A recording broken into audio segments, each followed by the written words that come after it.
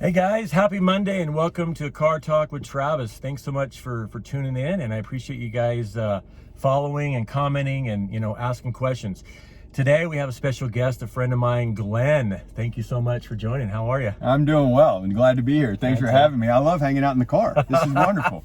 Absolutely. Welcome to Car Talk. So we're both in recovery. Long-term recovery. Tell me a little bit about your recovery, what that looked like, your addiction, your recovery, and let's just share with the people.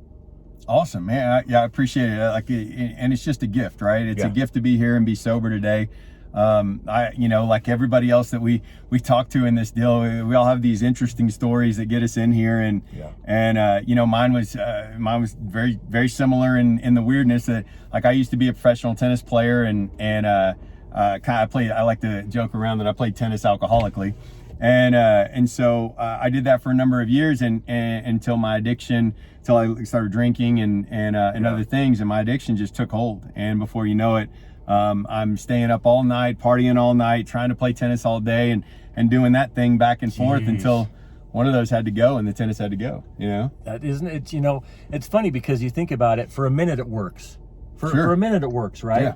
But then you start burning both ends, and one thing gives up. I lost a lot of jobs in my addiction because mine were because of going through withdrawals. I needed to get my fix to stay well. As we look at it, because the detox and the way your body feels and what you're going through, you almost feel like you're going to die. What was your low point that you finally decided to reach out? What did that look like? There were. It's funny because there were so many points along the way that should have given me a hint. Right. If that was it, right? But it wasn't losing the professional tennis career. It wasn't that, right? It wasn't the failed relationships and marriages and stuff like. It wasn't that. Like none of that was what really brought me to that place. Because I've been fortunate to have the really low bottom experience, the fact of being homeless and out there and doing that. I've had that experience, but that didn't do it. And I've had the high bottom experience of being the country club tennis pro that's like maybe has a little bit of a drinking problem. Right. And it wasn't that. It was the culmination of all of those things. And one morning I was driving across to go to the casino. I had put my kids to bed and took off, left them at home alone, and went across to the lake to go to the casino. And the whole entire trip there, it's about 30 minutes across this bridge, going across into New Orleans. And the whole time I didn't want to be going.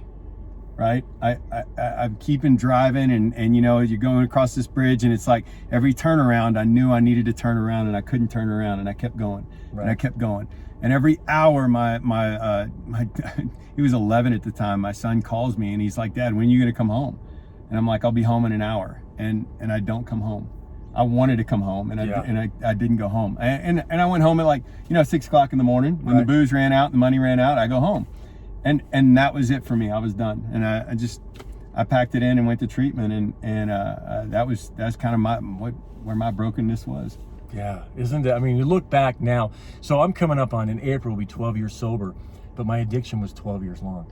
So I was talking to my wife the other day. I'm like, so 27 of our marriage, 24 years of it has been surrounded by addiction and recovery.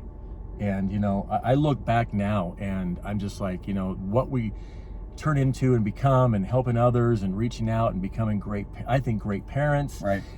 Teaching our children, it's okay to fail, but you need to get back up, and you need to talk about it. If you're struggling mentally, if you have suicidal ideations, if you're feeling pressured at school, you're getting bullied, all those things, if we talk about it and we address it at a younger age, I truly believe it gives our children a better opportunity to be successful as they grow.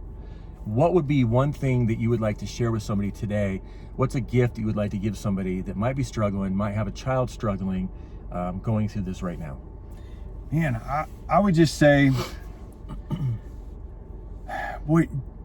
the number one thing, I think, whether it's a person coming into recovery like myself, like we talked about, or a family member, is to be open to the process.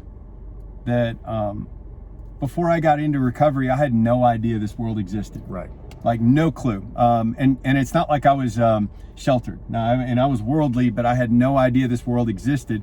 And it wasn't until I got into recovery that I started to see all of the services that are available, all of the support groups that are available, the recovery fellowships that were available.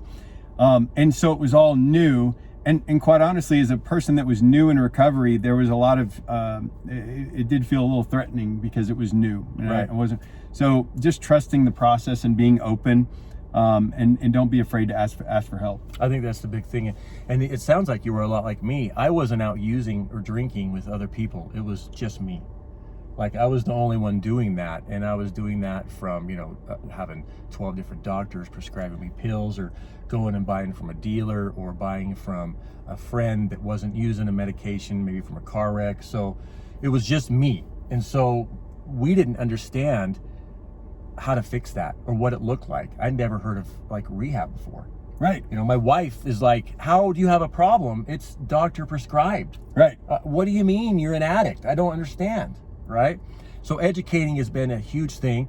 Let's give a plug where you work right now and what you guys do. So I work for Southworth Associates, so we do on the clinical side, we do the intervention on the front end, and then we also do the professional monitoring on the back end. And so we're basically the before treatment and after treatment, the support services. Whenever a person is coming out of residential or PHP level of care, and they have to actually use those tools, we're that support. That's awesome. We're that support for them there. We also do virtual events right now. We have a number of conferences and events that we put on ourselves, but we also do virtual events for other people in our field. And so if you guys have a need for a virtual event, you can definitely reach out about that. Yeah, that's what we're doing right now. Fantastic. That's awesome. Thank you so much for taking the time. I appreciate it. Have a beautiful day. And remember, you know what? If you're struggling with your own self right now, it's a great time to do some service work. The holidays are coming. Reach out to your local community, see what they need, what support they need. I'm sure they could all use turkeys and, coats and whatever is needed out there. So again, thank you. Much love, everybody. Have a great day. Thanks, guys.